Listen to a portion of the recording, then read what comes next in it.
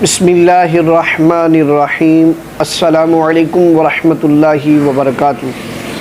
दोस्तों, उम्मीद करता हूँ तमाम दोस्त अहबाब खैरियत से होंगे। आज इंशाअल्लाह आपको मैं बड़ा ही एक ज़बरदस्त जो है मैं आपको एक अमल बताने जा रहा हूँ। इस अमल की बदौलत इंशाअल्लाह जिन दोस्तों के यहाँ जो है वो औलाद नहीं है, अल्लाह पाक इंशाअल्लाह उनको औलाद नारीना से नवाजेगा। और इंशाअल्लाह जिन दोस्त अहबाब को 9-9 साल 10-10 साल 20-20 साल हो गए औलाद नहीं है, इंशाअल्लाह अल्लाह के फजल से इस अमल की बदौलत से ऐसे तमाम दोस्त अहबाब को भी अल्लाह औलाद नरीना से नवाजेगा। अल्हम्दुलिल्लाह मेरा ये मुजर्रब अमल है और इस अमल की बरकत से अल्लाह ने कईयों को जो है औलाद नरीना से नवाजा है। अमल क्या है?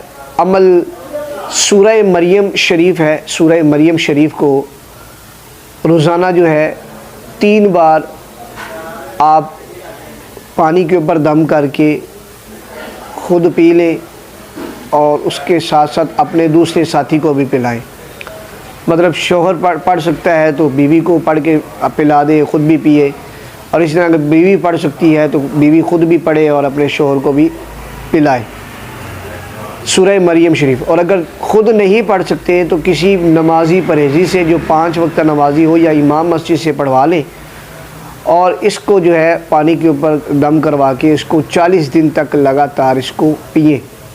40 दिन दम करवानी है, रोज़ाना दम करवानी है और सुबह शाम पीना है। और इसके साथ एक नुस्खा है, वो नुस्खा मैं आपको अर्ज़ कर देता हूँ। मर्द के लिए कि अगर मर्द के अंदर कुछ कमियां हैं, चाहे वो मनी के पतलेपन के हवाले से है या जरसूमें कम होने के हवाले से है, तो इंशाअल्लाह वो भी ख़त्म हो जाएगी। नुस्खा उसका क्या है? मूसली सफ़ेद, उसके साथ साथ सालब मिस्री, सालब पंजा और तोदरी सफ़ेद, तोदरी सुर्ख, इसके साथ गूंद बबूल, इसके साथ कमरकस। ये जो है चीज़ें जितनी भी हैं, ये सारी की सारी चीज़ें इसको बारीक पाउडर पीस लें।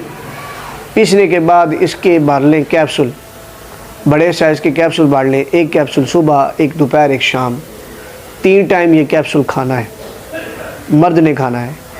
इंशाअल्लाह उसकी जो मनी है इंशाअल्लाह वो भी इंशाअल्लाह बेहतरीन जो है उसकी मनी गाढ़ी हो जाएगी, शहद की तरह गाढ़ी होगी। उसके जो जरसूमें ख़त्म हो चुके हैं, तो अगर आपके जरसूमें ख़त्म हैं तो जरसूमें पैदा करने के लिए इसमें एक चीज़ और ऐड कर लें, तुख़्म उटंगन। तुख़्म उटंगन जो है इनको भी ऐड कर लें और इस सारे नुस्खे को बनाकर इसी तरीके से इस्तेमाल करें। कम से कम 3 महीने तक आपने इसको लगातार इस्तेमाल करना है। और ये आपको एक अर्ज़ कर दूं कि ये नुस्खा जो होता है ना ताकत वाला, तो उससे अमूमी तौर पर कब्ज़ हो जाती है।